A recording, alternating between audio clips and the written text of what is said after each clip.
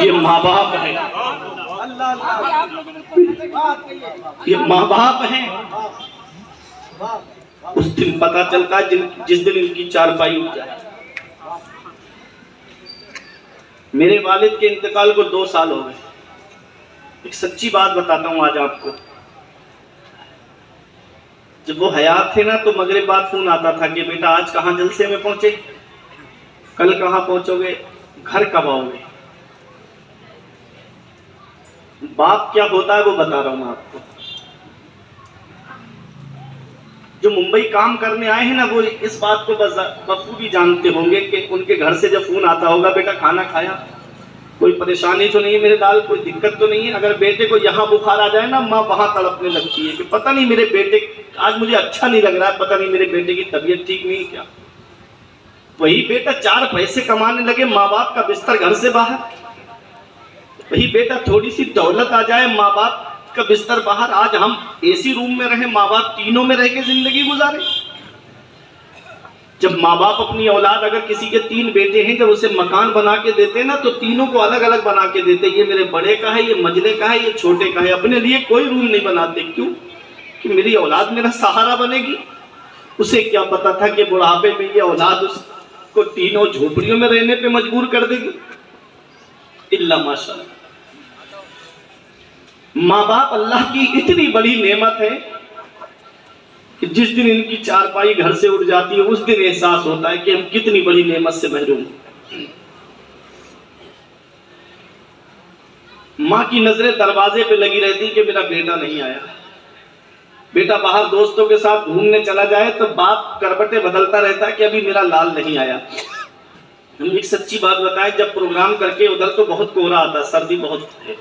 جب رات میں 2 بجے 3 بجے جیسے ہی گاڑی گھر پر دروازے پہ پہنچتی تو اندر سے یا تو باپ کی آواز آتی یا ماں کی آواز آتی کہ بیٹا ابھی دروازہ کھول لے۔ یہ ماں باپ ہیں جن کی نظریں دروازے پہ لگی رہتی، ابھی میرا بیٹا نہیں آیا ہے، ابھی میرا لال نہیں آیا ہے۔ ایک ایک ہفتہ گزر جاتا ہے، کوئی خیریت لینے والا تک نہیں ہوتا۔ جس دن ماں باپ کی چارپائی گھر سے اٹھ جائے، ہر ایک کی محبت میں مطلب ہے، لالچ ہے۔ اور جس دور میں جی رہے ہیں اس میں ملاوٹ ہر چیز میں آپ کو ملے گی۔ تیل میں آپ کو ملاوٹ ملے گی، کھانے پینے کی چیزوں میں آپ کو ملاوٹ ملے گی۔ اس ملاوٹی دور میں اگر بغیر ملاوٹ کے کوئی چیز ہے تو وہ ماں باپ کی محبت ہے، جس میں کوئی ملاوٹ نہیں ہوتی ہے، جو اپنی اولاد سے سچی محبت ہے۔ آج وہی ماں باپ بوڑھے ہو جائیں، ان کے بستر گھر سے باہر۔ اللہ قرآن میں فرماتا ہے 15واں پارہ، وَقَضَىٰ رَبُّكَ أَلَّا تَعْبُدُوا إِلَّا إِيَّاهُ وَبِالْوَالِدَيْنِ إِحْسَانًا۔ حکم دیا تیرے رب نے کہ اپنے رب کے سوا کسی کی بندگی نہ کرو، وَبِالْوَالِدَيْنِ إِحْسَانًا، اور اپنے ماں باپ کے ساتھ بھلائی کرو، حسن سلوک کرو۔ کب؟ إِمَّا يَبْلُغَنَّ عِندَكَ الْكِبَرَ أَحَدُهُمَا أَوْ كِلَاهُمَا فَلَا تَقُل لَّهُمَا أُفٍّ وَلَا تَنْهَرْهُمَا وَقُل لَّهُمَا قَوْلًا كَرِيمًا۔ رب فرماتا ہے جب وہ دونوں بڑھاپے کو پہنچ جائیں، جب ماں باپ بڑھاپے کو پہنچ جائیں یا ان میں کا کوئی ایک بڑھاپے کو پہنچ جائے تو رب فرماتا ہے کہ ان سے اف بھی مت کرو، محبت کے ساتھ بات کرو ان سے، ان کو جھڑکو مت، ان کو ڈانٹو مت، ان سے محبت سے بات کرو۔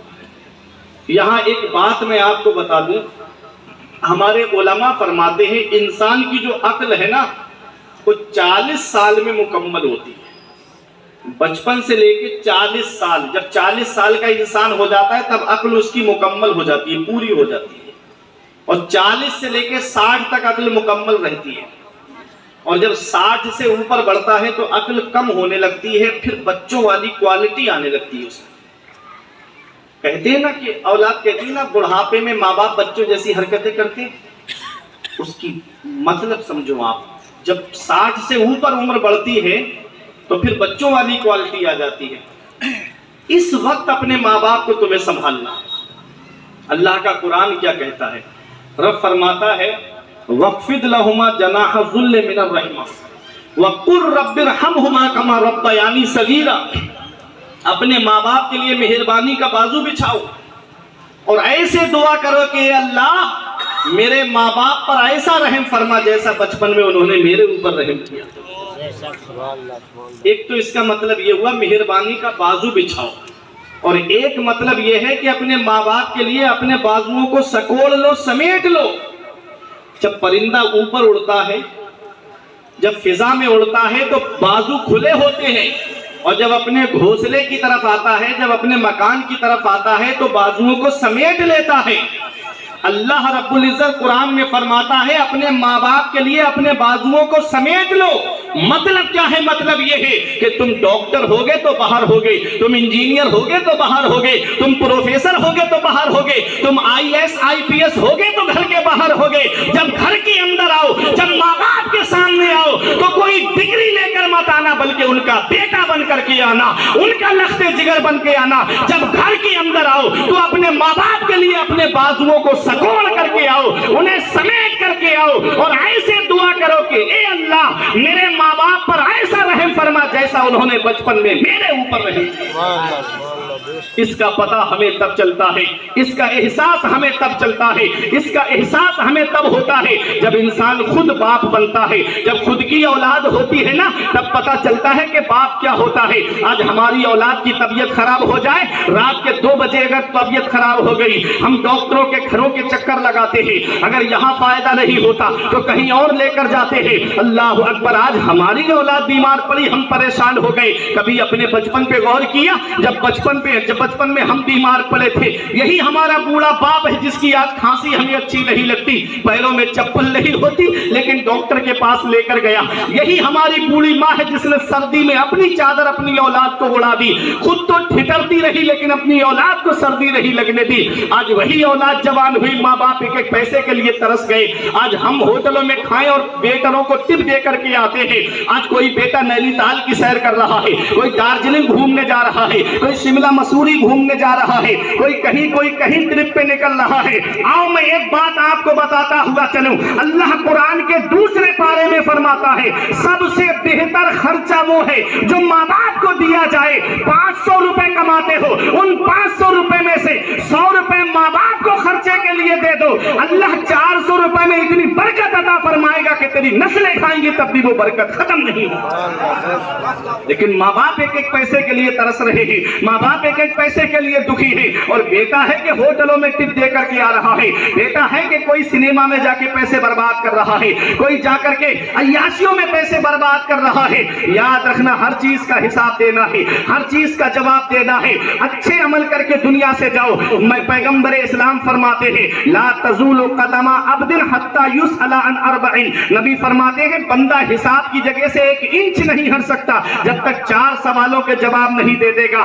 فی عمرہ فیما افناہ، اس کی عمر کے بارے میں پوچھا جائے گا، یہ عمر جو تجھے ملی تھی، یہ زندگی جو تجھے ملی تھی، اسے کہاں گزار کر کے آیا ہے؟ کہیں عیاشیوں کے اڈوں پر تو نہیں گزارا، کہیں شراب کی دکانوں پر تو نہیں گزارا، کہیں جوئے کے اڈوں کو تو آباد نہیں کیا۔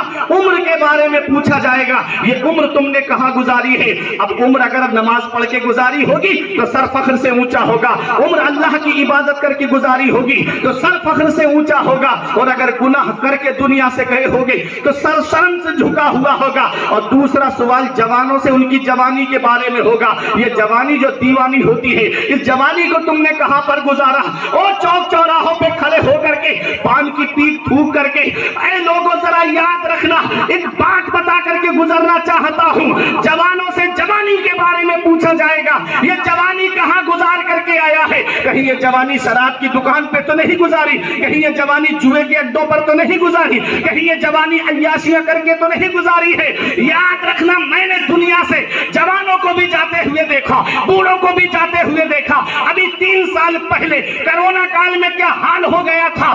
ان بطش ربک لشدید، تیرے رب کی پکڑ بہت سخت ہے، جب اللہ پکڑتا ہے تو پھر کوئی چھڑانے والا نہیں ملتا۔ جب عیاشیاں زیادہ ہونے لگتی ہے، جب گناہ زیادہ ہونے لگتے ہیں، جب ستانا عام ہو جاتا ہے، جب پریشان کرنا عام ہو جاتا ہے، جب حق تلفی عام ہو جاتا جاتی ہے، جب زنا عام ہو جاتا ہے، اللہ رب العزت بندوں کی پکڑ فرماتا ہے، ہلکا سا عذاب بھیجا میرے رب نے، کھانسی نزلہ زکام اور بخار کی شکل میں، جسے دنیا نے کرونا کا نام دیا تھا، وہ ممبئی کی ایئرپورٹ پہ تالے پڑ گئے، اسٹیشنوں پہ تالے پڑ گئے، دلی کے ایئرپورٹ پہ تالے پڑ گئے، چائنا کے ایئرپورٹ پہ تالے پڑ گئے، امریکہ کے ایئرپورٹ پہ تالے پڑ گئے، کتی اور بلیوں کی آوازیں آ رہی تھی۔ وہ چائنا کے ویگیانک جن کا یہ دعویٰ تھا کوئی چیز ایسی نہیں جس کی نقل، جس کے سیمپل ہم آدھے گھنٹے میں تیار کر کے نہ دے دے، وہ امریکہ کے ڈاکٹر جن کا یہ دعویٰ تھا کہ کوئی بیماری ایسی نہیں جس کا علاج امریکہ کے ڈاکٹروں کے پاس میں نہ ہو، آج 4 سال کے قریب وقت ہو گیا، آج تک کوئی اس بیماری کی دوا نہیں بنا سکا۔ آج بھی اخباروں میں گاہے بگاہے خبریں آتی رہتی ہے، فلاں علاقے میں اتنے کیس بڑھ گئے، یہ کیا ہے؟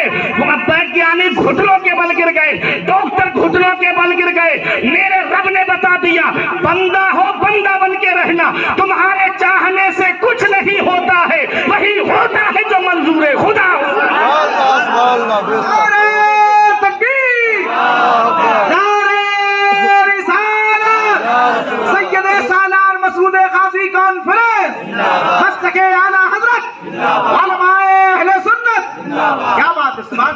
بندے کے چاہنے سے کچھ نہیں ہوتا ہے، وہی ہوتا ہے جو منظور خدا ہوتا ہے۔ وہ رازق ہے، غذا کیڑوں کو دیتا ہے وہ پتھر میں، بھٹکتا پھرتا ہے انسان کو روزی کے چکر میں، اڑانے بھر ہواؤں میں یا لگا گوتے سمندر میں، ملے گا بس وہی جتنا کہ لکھا ہے مقدر میں۔ جتنا اللہ نے تقدیر میں لکھا ہے اتنا ہی ملے گا۔ حرام طریقے سے دولت مت کمانا، کسی کو پریشان کر کے دولت مت کمانا۔ اسی حدیث میں میرے آقا فرماتے اللہ مال کے بارے میں پوچھے گا، یہ مال تو نے کہاں سے کمایا؟ جائز طریقے سے کمایا کہ ناجائز طریقے سے کمایا؟ کسی کو دھوکہ دے کے کمایا یا کسی کا حق مار کے کمایا؟ اور یہ بھی پوچھے گا میرا رب کہ یہ مال خرچ کہاں کیا، کہاں خرچ کی یہ دولت؟ مسجد میں خرچ کی کہ نہیں کی؟ مدرسوں میں خرچ کی کہ نہیں کی؟ نیک کاموں میں خرچ کی کہ نہیں کی؟ کہاں خرچ کی؟ کہیں زنا کے اڈوں پہ تو خرچ نہیں کی، کہیں شراب کی بوتلوں میں تو دولت کو خرچ نہیں کیا۔ ہر چیز کا حساب ہوگا۔ اسی حدیث میں ہے عالموں سے ان کے علم کے بارے میں پوچھا جائے گا کہ تم نے جو علم حاصل کیا اس پر کتنا عمل کیا اور کتنا لوگوں کو عمل کرایا۔ اللہ اکبر، کوئی نہیں بچے گا، شریعت سب کے لیے برابر ہے۔ تو بتانا مقصد یہ ہے کہ اچھے کام کر کے دنیا سے جاؤ، نیک عمل کر کے دنیا سے جاؤ، متقی بن کے دنیا سے جاؤ، پرہیزگار بن کے دنیا سے جاؤ۔ یوں ہی کسی کو یاد نہیں کیا جاتا ہے۔ وہ باپ جو اپنی اولاد کے لیے راتوں میں رو کر کے گزار دیتا ہے، اگر اولاد کی طبیعت خراب ہو جائے، وہی باپ رضائے الہی سے دنیا سے چلا جائے تو اولاد 1-2 سال میں اپنے باپ کی قبر کو بھول جاتی ہے۔ اگر بیٹا دنیا سے چلا جائے تو باپ بیٹے کی قبر کو بھول جاتا ہے، بیوی چلی جائے تو شوہر بیوی کو بھول جاتا ہے، رشتہ دار چلا جائے تو رشتہ دار کو بھول جاتا ہے، پڑوسی چلا جائے تو پڑوسی کو بھول جاتا ہے۔ لیکن کیا وجہ ہے کہ 1022 سال ہو گئے، آج تک ہم سید سالار کو نہیں بھولے ہیں، آج تک ہم غازی پاک کو نہیں بھولے ہیں، آج تک ہم مخدوم پاک کو نہیں بھولے ہیں، آج تک ہم حاجی علی کو نہیں بھولے ہیں، آج تک ہم مخدوم ماہوی کو نہیں بھولے ہیں، آج تک ہم شیخ بہاؤالدین اصفہانی کو نہیں بھولے ہیں، آج تک ہم حضور اعلیٰ حضرت کو نہیں بھولے ہیں، آج تک ہم مفتی اعظم کو نہیں بھولے ہیں، آج تک ہم تاج الشریعہ کو نہیں بھولے ہیں، آج تک ہم وارث پاک کو نہیں بھولے ہیں۔ وجہ کیا ہے؟ وجہ یہی ہے من کانا للہ کان اللہ لہو، جو اللہ کا ہو جاتا ہے پھر ساری خدائی اس کی ہو جاتی ہے۔ جو آیت میں نے پڑھی، بے شک وہ لوگ جو ایمان لائے اور اچھے کام کیے، اللہ ان کی محبت لوگوں کے دلوں میں ڈال دیتا ہے، اللہ ان کی محبت لوگوں کے دلوں میں جما دیتا ہے۔ اب آؤ اسی آیت کریمہ کی جب تفسیر کرتے ہوئے مفسرین کرام بیان فرماتے ہیں کہ اللہ رب العزت حضرت جبرائیل علیہ السلام کو بلاتا ہے، فرماتا حدیث پاک ہے نادى جبرائیل، اللہ رب العزت جبرائیل علیہ السلام کو بلاتا ہے، فرماتا ہے اے جبرائیل میں فلاں بندے سے محبت کرتا ہوں، تم بھی اس سے محبت کرو۔ اور جبرائیل علیہ السلام السلام کو حکم ہوتا ہے کہ وہ تمام فرشتوں میں اعلان کر دے. پھر جبرائیل علیہ السلام تمام فرشتوں میں اعلان کر دیتے ہیں کہ فلاں بندے سے اللہ محبت فرماتا ہے, تم بھی اس سے محبت کرو. ارے میں آپ کو ذہن قریب کرنے کے لیے بتا دوں, آج غازی پاک کی محبت میں آئے ہو, رب فرماتا ہے اے جبرائیل میں مسعود غازی سے محبت کرتا ہوں, تم بھی اس سے محبت کرو. اور جبرائیل سب فرشتوں سے کہہ دو کہ اللہ مسعود غازی سے محبت کرتا ہے, اللہ معین الدین سے محبت کرتا ہے, اللہ وارث پاک سے محبت کرتا ہے, اللہ اعلیٰ حضرت سے محبت کرتا ہے. فرشتوں تم بھی اس سے محبت کرو. سب فرشتے محبت کرنے لگتے ہیں.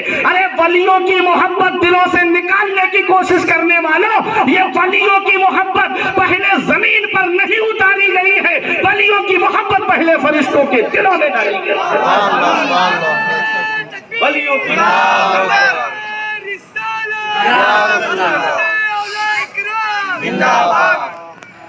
ولیوں کی محبت, پھر فرشتے پوری دنیا میں پوری روئے زمین پر اعلان کرتے ہیں فلاں بندے سے اللہ محبت فرماتا ہے, تم بھی اس سے محبت کرو. ورنہ سید سالار مسعود غازی پیدا اجمیر میں ہوئے اور آپ جام شہادت نوش کرتے ہیں بہرائچ کی سرزمین پر. ذکر ہو رہا ہے بمبئی میں جوگیشوری کی سرزمین, کل ہوا تھا ملاڈ مالونی میں. پوری دنیا میں غازی پاک کو لوگ یاد کر رہے ہیں, پوری دنیا میں لوگ ان کا خطبہ پڑھ رہے ہیں. کیوں؟ جو اچھے کام کرتا ہے اور نیک عمل کرتا ہے اللہ اس کی محبت لوگوں کے دلوں میں ڈال دیتا ہے. کون ہے سید سالار مسعود غازی؟ وہ ہے سید سالار مسعود غازی کہ بڑے بڑے اولیاء کرام اس بارگاہ میں حاضری دینے کے لیے آئے. حضور مخدوم اشرف جہانگیر سمنانی کے پیر و مرشد ہیں شیخ علاء الحق پنڈوی, جن کا مقام جو بنگال میں مالدہ ٹاؤن کی طرف پنڈوا شریف ہے وہاں ان کا مزار شریف ہے. 3 مہینہ پیدل سفر کر کے بہرائچ کی سرزمین پر آئے, 3 مہینہ قیام کیا, پھر واپس جانے میں 3 مہینہ لگے. کتنا؟ ٹوٹل 9 مہینے کا سفر بہرائچ کی سرزمین پر مخدوم اشرف جہانگیر سمنانی کے پیر و مرشد نے آ کر کے کیا اور یہاں سے فیض حاصل کر کے گئے. سرکار غوث اعظم تمام اولیاء کے سردار ہیں. میرا امام فرماتا ہے ہزاروں تابعی سے تو فضوہاں, وہ طبقہ مجملاً فاضل ہے یا غوث, طلب کا منہ تو کس قابل ہے یا غوث, مگر تیرا کرم شامل ہے یا غوث. اور فرماتے ہیں رضا کا خاتمہ بالخیر ہوگا اگر تیرا کرم شامل ہے یا غوث. وہ غوث اعظم جو تمام ولیوں کے سردار ہیں, مقام مرتبہ اپنی جگہ ہے. تاریخ پیدائش کے اعتبار سے آپ دیکھیں گے تو حضور سید سالار مسعود غازی غوث اعظم سے تقریباً 65 سال پہلے پیدا ہوئے ہیں. غوث اعظم سے 65 سال پہلے پیدا ہوئے. غوث اعظم کی تاریخ پیدائش ہے 470 اور حضور سید سالار مسعود غازی کی تاریخ پیدائش ہے 405. اب کیلکولیٹ کر کے دیکھ لو, 65 سال پہلے پیدا ہوئے ہیں حضور سرکار غوث اعظم سے. سرکار غریب نواز سے تقریباً 132 سال پہلے پیدا ہوئے ہیں سید سالار مسعود غازی. کہاں؟ اجمیر کی سرزمین پر. سرکار غریب نواز کے ہندوستان میں آنے سے 100 سال پہلے اس ہندوستان کی سرزمین پر اسلام کا پرچم سید سالار مسعود غازی نے لہرا دیا. اسی لیے ہم فخر سے کہتے ہیں زمین ہند پر تیرا بڑا احسان ہے غازی, یہاں کے ذرے ذرے میں تیرا فیضان ہے غازی. مساجد ہو مدارس ہو اذانیں ہو نمازیں ہو, یہاں جو کچھ بھی ہے تیرا ہی تو فیضان ہے غازی. جناب خضر کو دیکھا ہے اکثر تیری گلیوں میں, نہ جانے کس بلندی پر تیرا ایوان ہے غازی. کون سید سالار مسعود غازی ہیں؟ آؤ میں آپ کو بتاؤں کہ چھوچا شریف کی سرزمین پر ایک اللہ کا محبوب بندہ آرام کر رہا ہے جسے آج پوری دنیا مخدوم اشرف جہانگیر سمنانی کے نام سے جانتی ہے. یہ علماء کی دعائیں لے کر 2 بادشاہ ایسے گزرے تاریخ میں جنہوں نے بادشاہت کو چھوڑا ہے, اللہ اللہ میں اپنے آپ کو لگایا ہے, اپنے رب کو راضی کیا ہے. اللہ رب العزت نے ان کا نام لوگوں کے دلوں میں ڈال دیا ہے. ایک بادشاہ ہے حضرت ابراہیم بن ادہم جنہوں نے بادشاہت کو چھوڑا.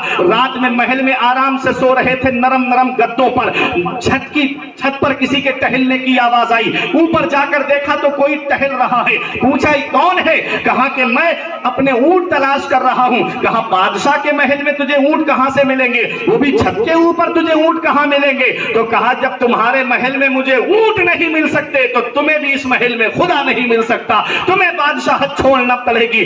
दिल के अंदर बात घर कर गई उनकी, बादशाहत को छोड़ दिया, समंदर के किनारे आकर के वहीं पर अल्लाह की इबादत करते। एक दिन वजीर गुजर के जा रहा था, उसने देखा कि आप सुई से कपड़ा फट गया था, उसे सिल रहे थे। वजीर आके बोला मुझे पहचाना मेरे आका? कहा हाँ बता क्या बात है? कहा मैं वही वजीर हूँ जो आपके पास बैठा करता था। ए मेरे आका क्या मिला बादशाहत छोड़कर, मेरे आका क्या मिला हुकूमत छोड़कर, मेरे आका क्या मिला सल्तनत को छोड़कर? आज हमारे यहाँ कोई प्रधान बन जाए तो सोचता है कि 5 साल के बाद ये कुर्सी मेरे पास से जाए नहीं, अब बस मैं ही सत्ता में रहूं, बस ये कुर्सी मेरे ही पास रहे। देखो हजरत इब्राहिम बिन अदहम को बादशाहत छोड़ दी, हुकूमत को छोड़ दिया। वजीर कहता क्या मिला मेरे आका बादशाहत छोड़कर? आपने फरमाया देखना चाहता है क्या मिला मुझे? कहा हाँ दिखाओ मेरे आका। सुई समंदर के अंदर फेंक दी, कहा ले देख क्या मिला है। आवाज लगाई मेरी सुई वापस कर दी जाए। समंदर की सारी मछलियां एक एक सोने की सुई लेकर के जाहिर हो गई। वजीर हैरत में पड़ गया, कौन सी फैक्ट्री लगी है नीचे जो सोने की सुई लेकर मछलियां आ रही है?